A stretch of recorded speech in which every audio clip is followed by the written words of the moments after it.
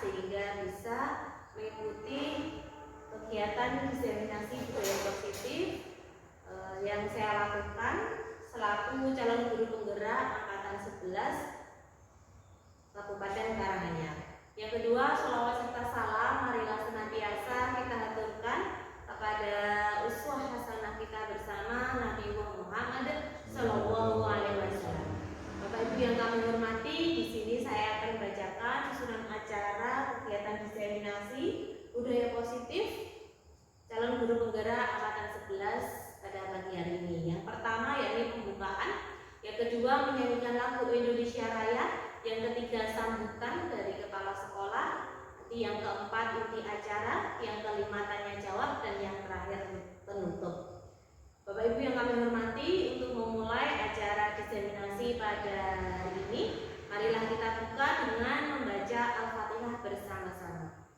Al-Hadiniyah wa ala kulli natin sholihah. Al-Fatihah. A'udzu billahi minasy syaithanir rajim. Bismillahirrahmanirrahim. Alhamdulillahi rabbil alamin. Ar-Rahmanir Rahim. Maliki yaumiddin. Iyyaka na'budu wa iyyaka nasta'in. Ihdinas siratal mustaqim. Siratal ladzina an'amta 'alaihim ghairil maghdubi 'alaihim waladdallin.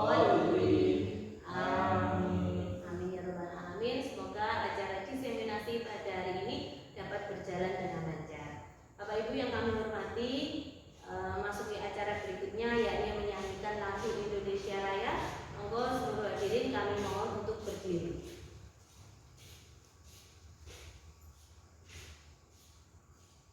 Hiduplah Indonesia Raya kedua.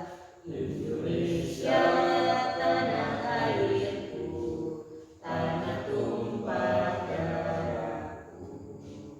Di sanalah aku berdiri, jadi pandu hidupku. Indonesia kebangsaanku, bangsa dan tanah airku. Marilah kita berseru, Indonesia bersatu. Hiduplah tanahku, hiduplah negeriku, bangsaku, rakyatku semuanya. Bangunlah jiwanya, bangunlah badannya untuk Indonesia Raya. Indonesia Raya, merdeka, merdeka, tanahku, negeriku yang ku cinta. Indonesia Raya, merdeka, merdeka, hiduplah Indonesia Raya. Indonesia Raya, merdeka, merdeka, tanahku, negeriku yang ku cinta. Indonesia Raya, merdeka, merdeka, hiduplah Indonesia Raya. Hadirin kami mohon duduk kembali.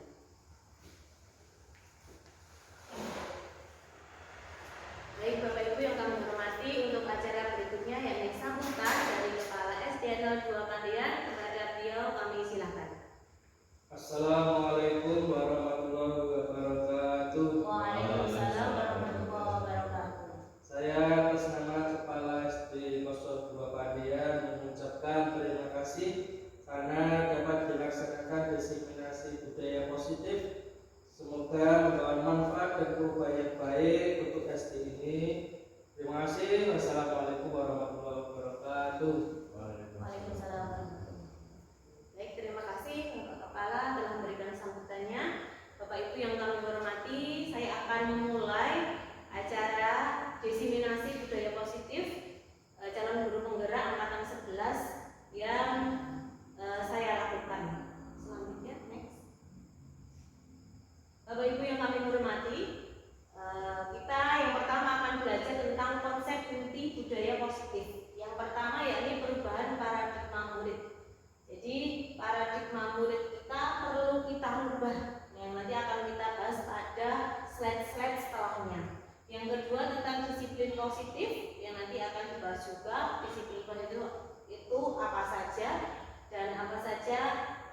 hanya bisa kita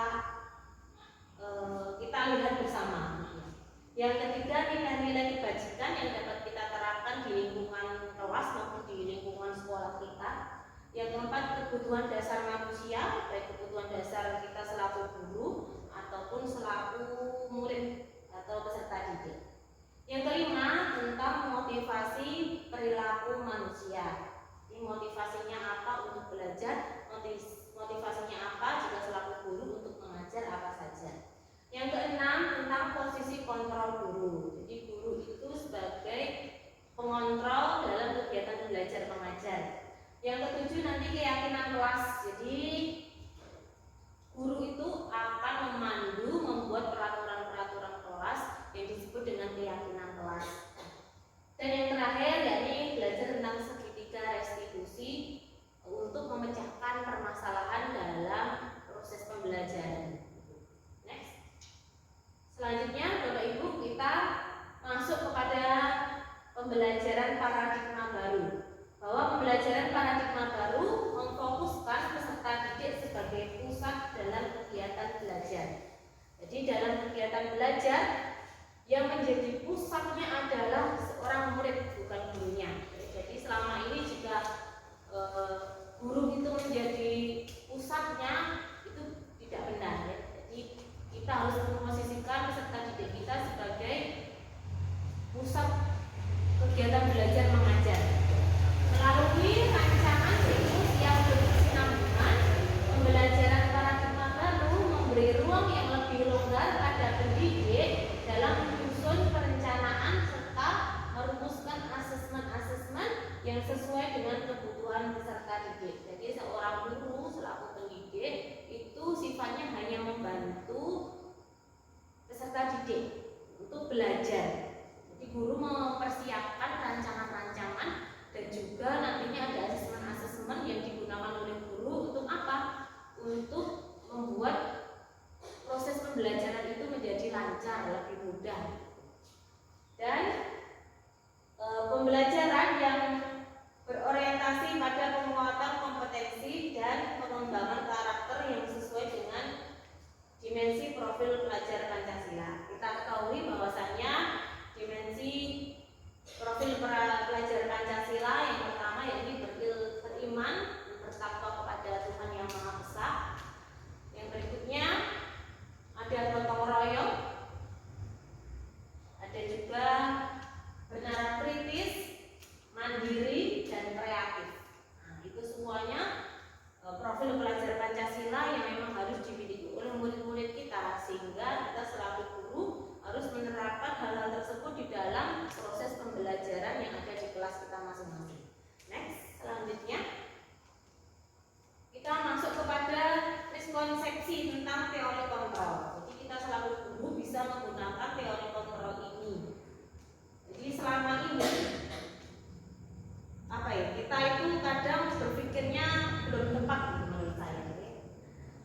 Jadi kita itu biasanya mengajar itu sesuai dengan keinginan kita, sesuai dengan persepsi kita. Kita jarang memperhatikan persepsi peserta didik kita.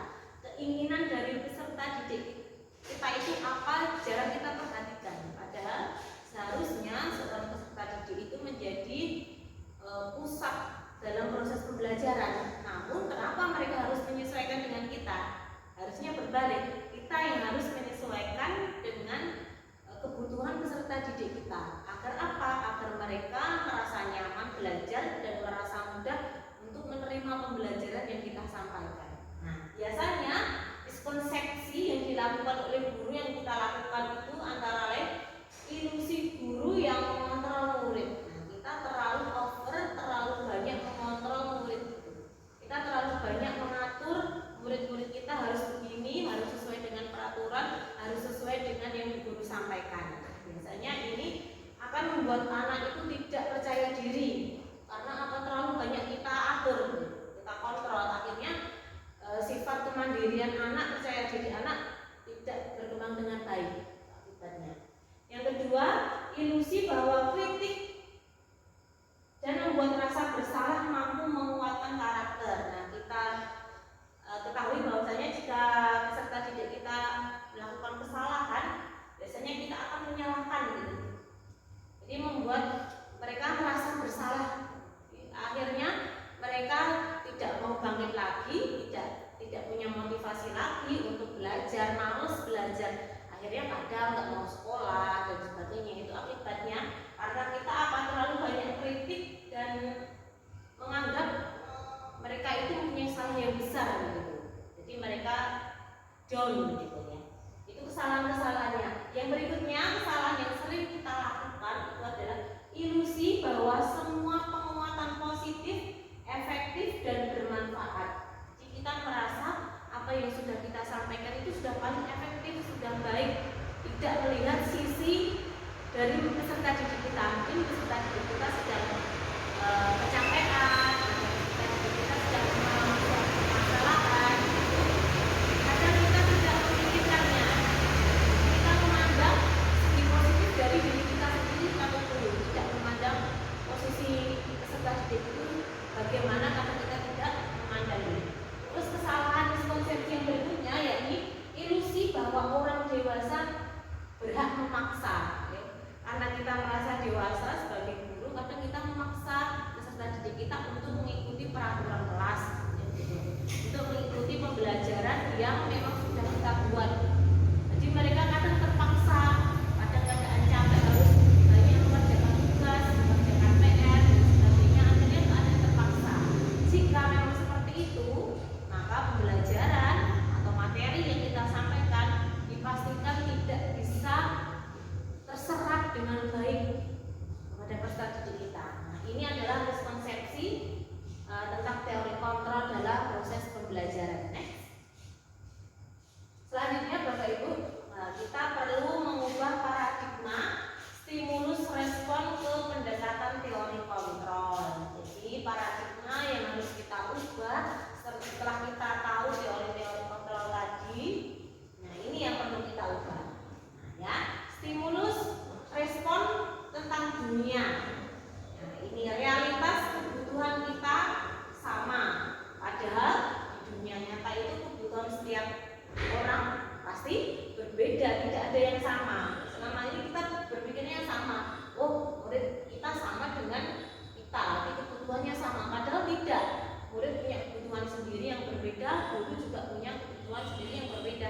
Ini yang harus kita tanamkan pada diri kita selaku pengajar, bahwa kebutuhan setiap individu itu berbeda, tidak bisa sama.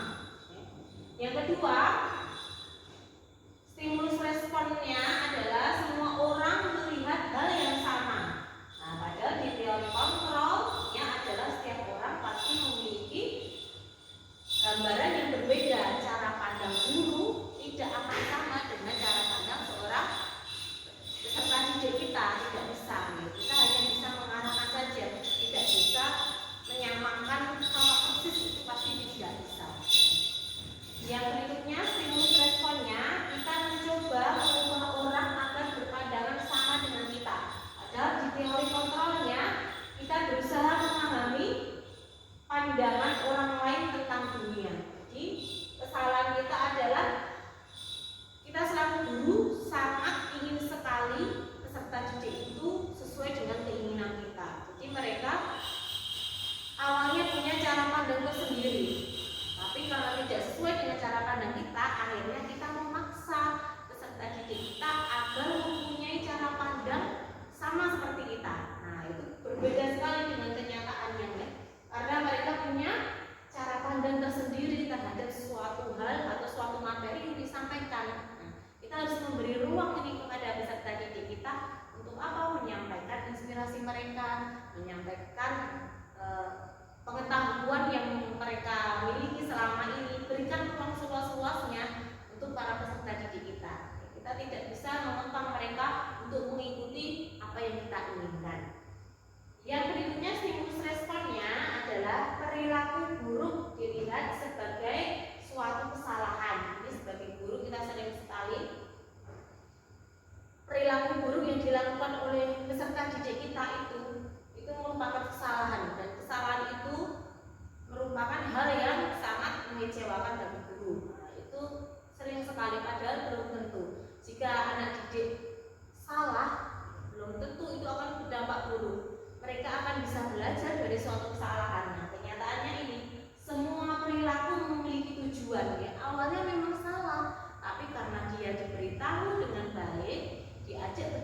dengan baik, akhirnya mereka tahu kesalahannya apa dan mereka harus melakukan apa berikutnya. Jika kita tiba-tiba mengakui bahwa mereka salah, bisa saja mereka malah bertambah melakukan kesalahan-kesalahan yang berikutnya. Makanya kita harus hati-hati di posisi ini. Yang berikutnya, stimulus respon, orang lain bisa mengontrol saya. Nah, jadi kita merasa orang lain itu bisa mengontrol saya, padahal kenyataannya hanya diri kita sendiri yang bisa mengontrol. Jadi tidak bisa kita selalu guru mengontrol anak didik kita sesuai keinginan kita, harus sesuai, tidak seperti itu ya. Karena apa? Karena yang bisa mengontrol diri kita sendiri ya kita sendiri, anak didik kita yang mengontrol mereka sendiri, kita selaku guru sebagai penasehatnya, sebagai apa, pendampingnya saja. Mereka punya nilai kontrol sendiri-sendiri. Lalu stimulus respon yang berikutnya adalah pemaksaan ada pada saat rujukan gagal. Jadi saat mereka gagal dalam belajar, kita kadang memaksa, kamu harus bisa. Kalau ini gagal, kamu berikutnya harus bisa. Kadang kita terlalu memaksakan hal tersebut. Bahwasanya sebenarnya kegagalan itu tidak hal yang buruk kok. Dari gagal mereka akan banyak belajar sebenarnya. Karena realitanya ini kolaborasi dan konserius menciptakan pilihan-pilihan baru. Jadi jika mereka gagal, mereka punya kesempatan untuk lebih banyak belajar. Oh, saya gagalnya di sini. Lalu apa yang harus saya lakukan? Maka akan timbul ide-ide baru dari mereka. Nah, kita harus berikan kesempatan kepada peserta didik kita agar apa memunculkan ide-ide mereka. Jadi kita tidak bisa mengontrol secara berlebihan kepada anak dan mengatakan suatu kesalahan itu dikatakan langsung gagal ya, jangan. Nah, yang berikutnya stimulus responnya, model berpikir menang kalah. Ini biasanya kita lakukan ya. Kalau memang anak tidak selesai mengerjakan tugas yang telah kita berikan, berarti kamu kalah, tidak bisa menyelesaikan pembelajaran dengan baik, nilai kamu merah. Padahal kenyataannya model berpikir menang-menang harusnya kan seperti itu ya. Jadi peserta didik kita dimotivasi bahwa kalau belum bisa belajar lagi, maka mereka akan bisa menang gitu, akan bisa menyelesaikan pembelajaran, tidak dipaksa dengan dan tekanan-tekanan lainnya. Tuh. Ya. Jadi ini adalah tentang mengubah paradigma.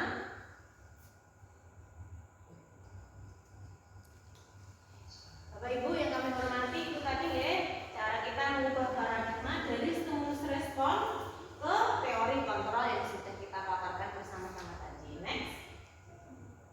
Nah, Bapak Ibu yang kami hormati, berikutnya pendekatan tanpa kekerasan dalam penerapan disiplin positif ini. Jadi secara umum disiplin positif itu adalah suatu pendekatan untuk menerapkan disiplin dari dalam diri anak tanpa hukuman dan hadiah. Tidak ada hukuman, tidak ada punishment, tidak ada hadiah atau reward sebenarnya dalam disiplin positif seperti itu. Nah, disiplin positif perlu diterapkan baik dalam lingkungan keluarga, di lingkungan rumah, maupun di lingkungan sekolah, baik di kelas, di lingkungan sekolah. Perlu sekali kita terapkan.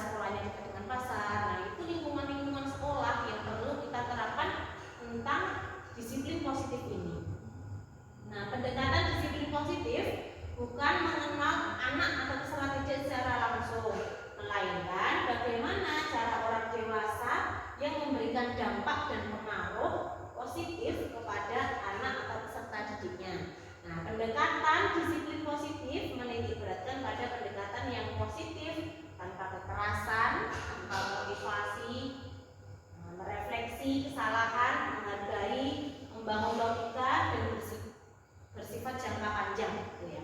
Jadi di dalam pendekatan disiplin positif ini kita langsung berhubungan dengan anak. Anak kita ajak untuk membiasakan perilaku-perilaku baik yang sudah mereka lakukan.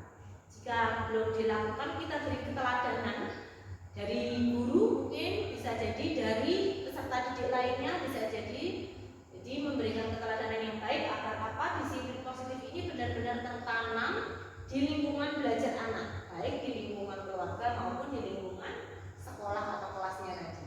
Nah, itu tadi pendekatan tanpa kekerasan yang dilakukan di dalam lingkungan belajar mengajar.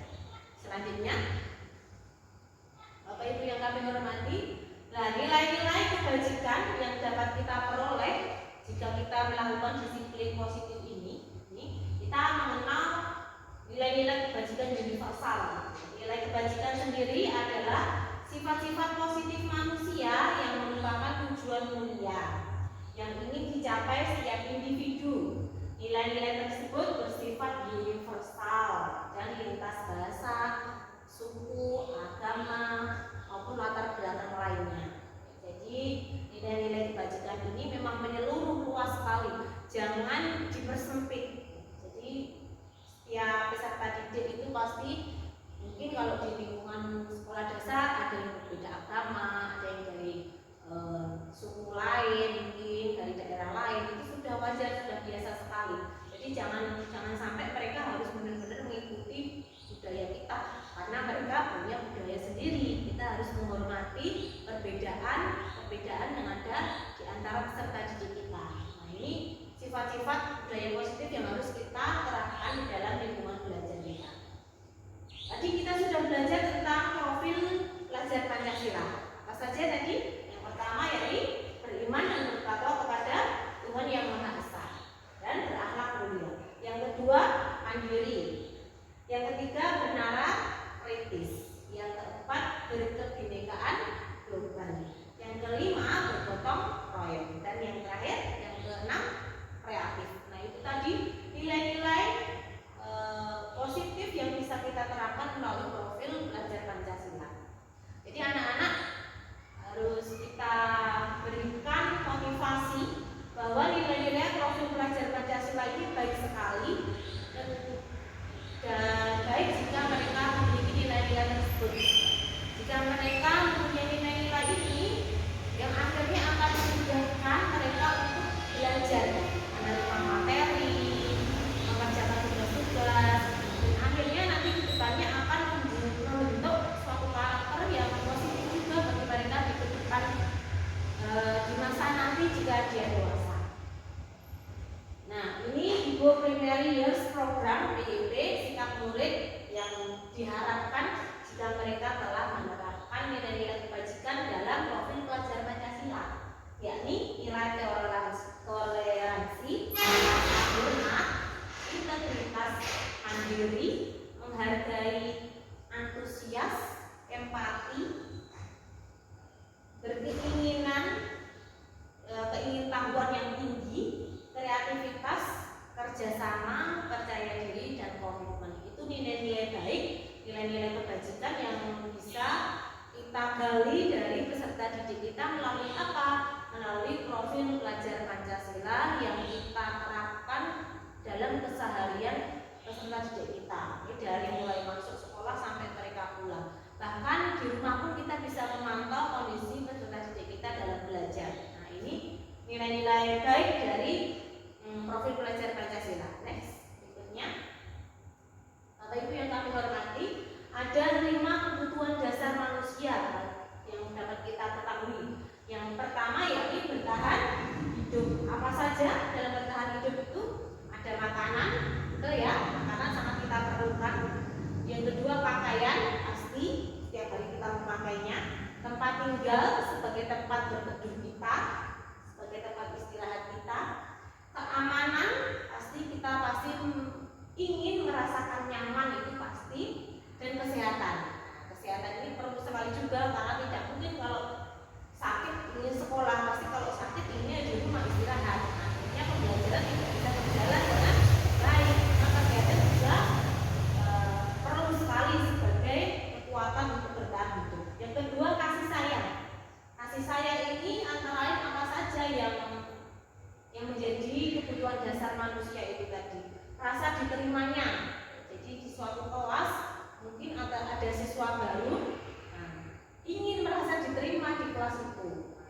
pasti ada keinginan merasa ingin diterima.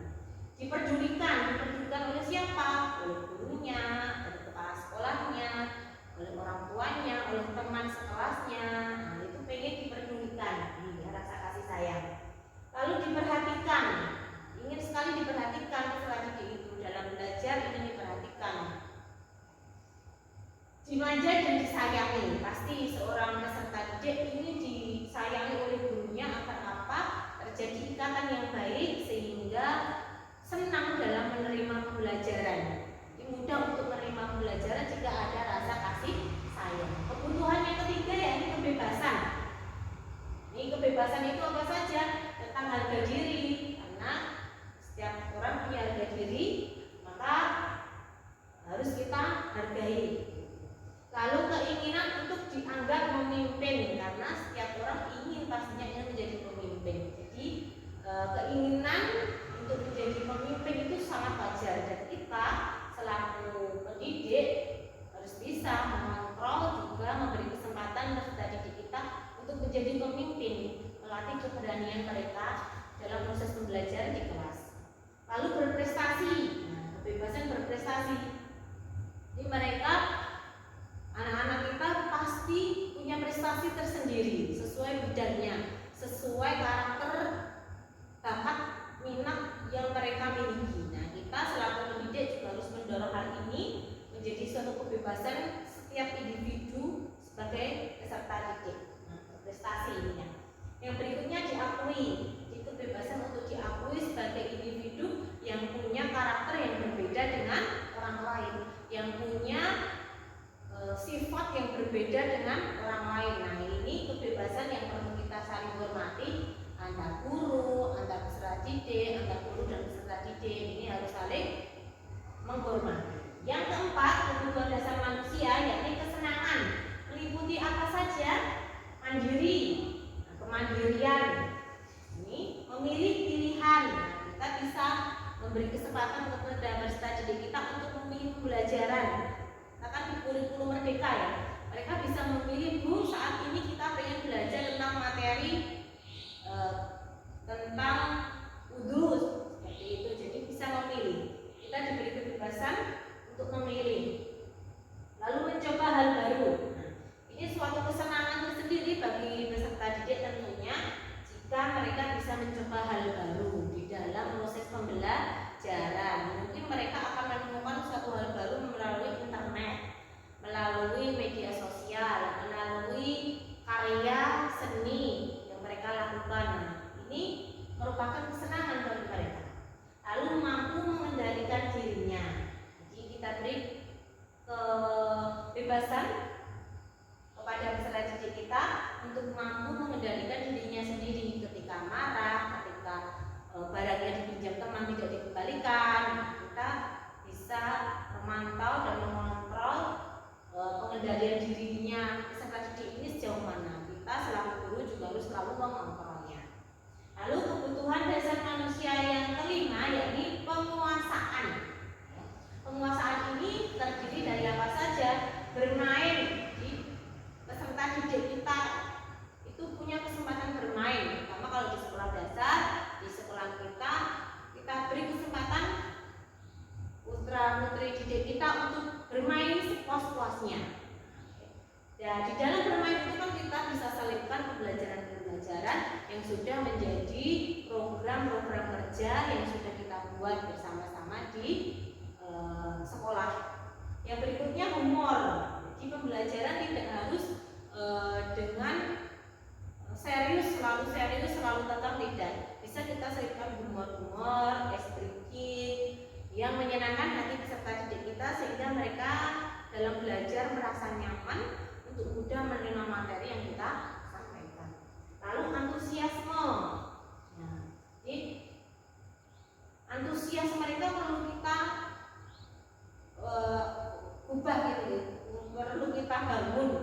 Untuk apa? Untuk mengetahui materi pembelajaran yang mereka pelajari. Nah, kita perlu strategi, perlu metode-metode khusus untuk membangun antusiasme mereka dalam belajar. Nah, ini perlu Bapak Ibu guru terapkan semua di dalam kelas strategi digunakan untuk pembelajaran A, strategi apa yang digunakan untuk pembelajaran B, terus metodenya apa saja yang kita gunakan yang pas di karakter si A audiovisual, di karakter si B yang suka membaca. Nah, ini perlu sekali kita planning, kita lakukan bersama-sama. Lalu tertawa. Nah, tertawa ini juga perlu sekali dari dalam pembelajaran itu kita selipkan berbuat tadi, explaining tadi agar mereka senang dalam menerima pembelajaran. Nah, ini tadi 5 kebutuhan dasar manusia selaku pembelajar. Putra putri kita, peserta didik kita kan belajar punya apa? Kebutuhan dasar ini yang kita perlu ketahui bersama agar kita saling tahu, oh peserta didik kita punya kebutuhan tersendiri, kita juga punya kebutuhan tersendiri, jadi bisa saling melengkapi. Next, berikutnya, Bapak Ibu Guru, selanjutnya kita akan belajar tentang motivasi intrinsik dan motivasi ekstrinsik. Nah, motivasi intrinsik itu sendiri merupakan motivasi yang timbul dari dalam diri individu itu tanpa ada paksaan dan dorongan dari orang lain, tetapi atas dasar kemauan sendiri. Jadi motivasi intrinsik adalah motivasi yang timbul dari diri kita sendiri, yang bisa mengubahnya ya diri kita sendiri, yang bisa kita gali dari dalam diri kita sendiri melalui internal kita, diri kita. Lalu yang motivasi ekstrinsik merupakan motivasi ini timbul akibat pengaruh dari luar individu itu, karena adanya ajakan dari temannya, dari teman sejawatnya, atau suruhan dari orang tuanya, atau paksaan dari orang lain, teman dekatnya, dan sebagainya. Pokoknya pengaruh-pengaruh yang datang dari luar diri mereka itu disebut motivasi ekstrinsik. Itu guys. Selanjutnya kita akan belajar tentang hukuman, konsekuensi, dan restitusi. Nah, hukuman itu apa? Hukuman itu tidak terencana secara tiba-tiba, tidak tiba-tiba ada. Hukuman itu karena ada sebabnya, maka ada hukumannya apa. Lalu murid tidak tahu apa yang terjadi atau tidak dilibatkan. Jadi biasanya kalau hukuman, murid kita kasih hukuman, mereka kadang tidak tahu sebenarnya kesalahan saya itu apa, kok bisa dihukum. Ya, hukuman. Lalu bersifat satu arah. Jadi hukuman itu karena apa? Datang dari kita, pendidiknya, kita memberi hukuman kepada peserta didik kita yang membuat mereka akhirnya merasa bersalah, berupa hukuman fisik atau psikis. Nah, ini yang sangat memprihatinkan ya, jangan sampai kita memberi hukuman yang berat kepada peserta didik kita. Ini hukuman. Yang berikutnya ada konsekuensi. Nah, di dalam konsekuensi itu ada terencana sesuai dengan aturan. Jika kalian peserta didik melakukan hal negatif, maka akibatnya akan menimbulkan seperti itu biasanya. Selanjutnya murid dibuat tetap tidak nyaman. Akhirnya jika kita memberikan hal-hal yang mengecilkan semangat mereka, akhirnya mereka tidak nyaman, mereka merasa bersalah. Terus tentang konsekuensi berikutnya, sikap guru yang selalu memonitor murid. Jadi guru itu terlalu banyak mengontrol, menjadi teacher center, akhirnya anak tidak bebas. Jadi konsekuensinya itu tadi, anak tidak bisa mengembangkan potensinya secara bebas.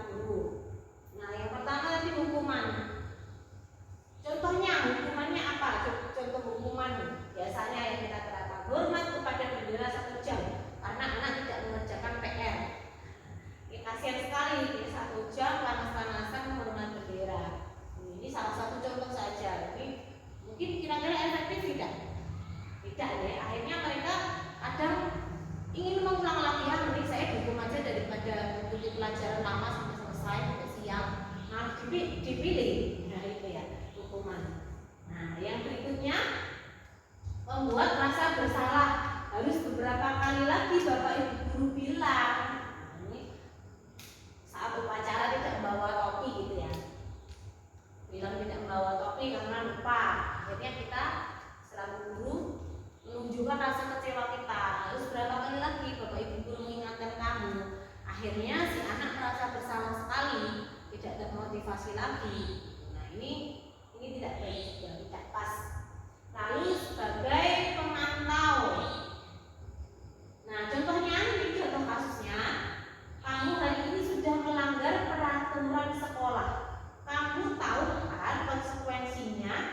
Senin depan ibu tahu kamu sudah pakai topi lagi. Nah ini pada kasus sama ya tadi yang memakai topi tadi. Jadi guru menjadi pemantau, selalu memantau kondisi muridnya. Dengan apa? Dengan tindakan besok kamu harus memakai topi lagi. Jika tidak, nah, maka ada konsekuensi berikutnya. Nah ini terlalu mendoktrin gitu ya. Ini sebagai pemantau. Lalu sebagai teman, nah, apa contohnya? Begini yang bisa kita contohkan. Ayo dong nak, ikuti aturan sekolah. Tidak susah kan? Ibu minta tolong sekali ini jangan sampai membuat kesalahan lagi. Nah ini selaku guru bisa menjadi teman dengan peserta didik kita. Apa mereka tahu, oh saya melakukan kesalahan tapi tidak dimarahi. Ternyata guru atau bapak guru bisa mengerti keadaan saya. Akhirnya mereka sadar dengan sendirinya ya, jika peran kita sebagai teman. Nah, dari semua peran ini yang harus kita lakukan adalah apa? Sebagai manajer. Apakah kamu tahu kesalahanmu? Bagaimana kamu memperbaiki kesalahanmu? Nah, yang paling tepat adalah ini. Jadi jika seorang anak melakukan kesalahan, jangan langsung ditegur, kamu salah. Nah, jangan. Yang paling tepat adalah ditanya, apa atau kesalahan apa yang kamu lakukan? Biar anak tersebut menjawab kesalahannya sendiri. Nah, lalu ditanya berikutnya, bagaimana cara kamu memperbaiki kesalahanmu? Setelah mereka tahu kesalahannya, mereka disuruh untuk memberikan solusi atas kesalahan yang mereka lakukan agar mereka bisa menghindari kesalahan-kesalahan berikutnya. Nah ini guru selaku manajer dalam menyelesaikan permasalahan yang terjadi di proses pembelajaran. Selanjutnya, nah ini contoh dari hukuman tadi ya. Kok kamu tidak pernah benar melakukannya? Nah ini termasuk contoh dari hukuman. Next, ini contoh-contohnya saja, jadi singkat-singkat saja. Selaku manajer, contohnya apa? Apa rencanamu untuk bisa menyelesaikan masalah ini? Nah, penawaran yang baik kepada peserta didik jika melakukan kesalahan. Ini selaku manajer yang baik. Next, ada berikutnya membuat rasa bersalah. Nah, saya kecewa sekali dengan perbuatanmu. Nah, ini membuat rasa bersalah pada diri anak. Next, berikutnya ada peran sebagai teman. Ayo dong lebih bapak ibu, kamu harus mau menjadi lebih baik lagi seperti itu. Ini sebagai teman. Next, sebagai pemantau. Nah, ini jika kamu tidak mengerjakan tugas, maka kamu tidak akan pernah mendapatkan nilai. Nah ini sebagai pemantau saja. Ya, seorang guru menjadi pemantau. Jadi bapak ibu guru bisa memilih pilihan yang tepat dalam menyelesaikan persoalan-persoalan dalam proses pembelajaran melalui tadi dari memantau, dari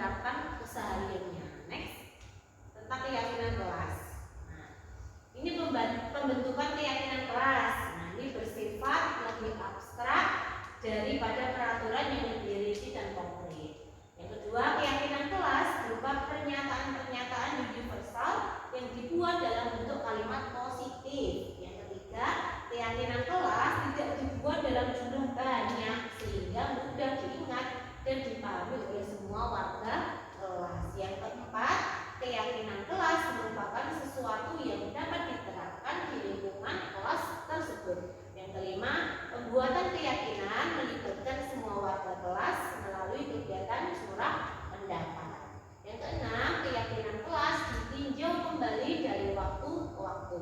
Next, ini tentang pembentukan keyakinan kelas. Nah, ini segitiga restitusi yang sudah kita pelajari tadi di depan tadi memang perlu kita lakukan dalam menyelesaikan permasalahan-permasalahan di dalam kelas atau di lingkungan sekolah kita bersama. Next, berikutnya, nah ini ya ibu semuanya sudah selesai kita materi disiplin positif ini. Harapannya dari disiplin positif yang kita terapkan di lingkungan sekolah kita, peserta didik kita menjadi anak-anak yang berkarakter baik sesuai dengan profil pelajar Pancasila yang sudah kita pelajari bersama-sama, sehingga mereka benar-benar menjadi generasi penerus bangsa yang baik dan bisa mengembangkan prestasi-prestasi yang baik ke depannya, di masa depannya. Itu Bapak Ibu mungkin ada yang ingin bertanya? Silakan. Siapa? Ya, silakan. Apa perbedaan yang menonjol antara motivasi intrinsik dan motivasi ekstrinsik? Iya, baik, terima kasih. Jadi perbedaannya antara motivasi intrinsik dan ekstrinsik. Kalau motivasi intrinsik itu motivasi yang berasal dari dalam diri kita sendiri. Ya. Mungkin kita punya keluarga yang religi. Nah, kita akhirnya menjadi bersikap baik, sopan, santun, rajin sholat. Nah, ini penerapannya dalam diri kita sendiri. Kita senang berbuat baik. Nah, ini menjadi kebiasaan-kebiasaan kita dari dalam diri kita sendiri. Kalau ekstrinsik itu pengaruh dari luar. Mungkin karena dinasihati orang lain, dinasihati oleh gurunya, pak gurunya, atau orang tuanya, sehingga dari perilaku yang belum baik menjadi perilaku yang baik. Nah, ini perbedaannya.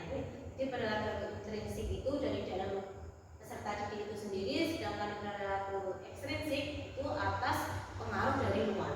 Monggo berikutnya mungkin ada yang bertanya. Ya. Izin bertanya, untuk disiplin positif itu menitik beratkan pada apa kira-kira? Ya. Jadi disiplin positif itu menitik beratkan pada hal yang tadi sudah dijelaskan, ada toleransi, ada nilai-nilai kebajikan yang perlu kita terapkan. Itu disiplin positif yang biasa kita lakukan dalam keseharian kita, baik di kelas maupun di lingkungan sekolah kita. Jadi menitik beratkan pada nilai sikap peserta didik kita dalam apa? Dalam belajar, dalam mengerjakan tugas, dalam berinteraksi dengan teman sebayanya, dalam berinteraksi dengan bapak ibu guru dan sebagainya. Itu sangat berpengaruh sekali. Mungkin sudah ada lagi yang ingin ditanyakan? Sudah cukup. Kalau sudah cukup, terima kasih bapak ibu guru atas partisipasinya. Semoga penjelasan saya tentang disiplin positif ini menjadi salah satu jalan untuk membangun karakter peserta didik di SDN 02 Pandeglang ini menjadi peserta didik yang semangat dalam belajar, berprestasi dan bisa mengembangkan potensinya, menerapkan disiplin positif melalui profil belajar Pancasila. Marilah kita tutup acara pada hari ini dengan baca hamdalah. Alhamdulillahirabbil alamin. Wassalamualaikum warahmatullahi wabarakatuh. Waalaikumsalam warahmatullahi wabarakatuh. Nah, hari ini kita akan belajar tentang peraturan kelas atau keyakinan kelas yang perlu kita terapkan di dalam proses belajar mengajar di kelas ini. Ya, contohnya yakni yang pertama tentang disiplin. Nah, disiplin contohnya seperti apa? Datang tepat waktu setiap pagi, tidak terlambat saat datang ke sekolah.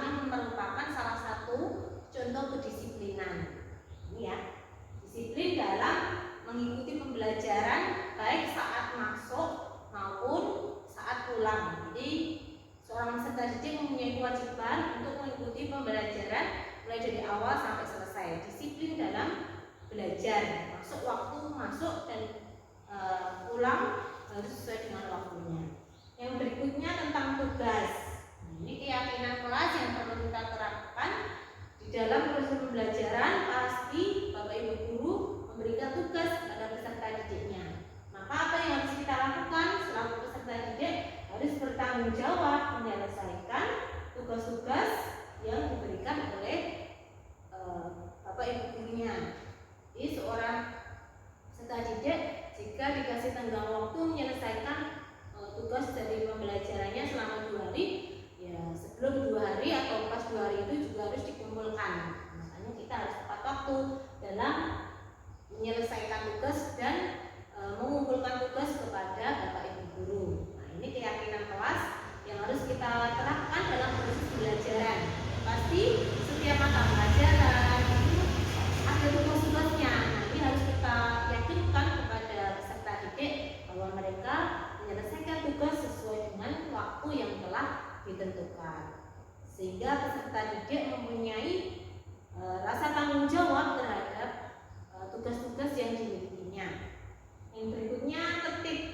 Di peserta didik tertib memakai seragam sekolah. Jadi seragam sekolah ada peraturannya di sekolahan hari Senin, Selasa, Rabu, Kamis, Jumat apa sudah ditentukan, sehingga peserta didik harus mengikuti peraturan yang sudah diterapkan di sekolah tersebut tentang tertib memakai seragam. Ini salah satu contohnya. Lalu respect.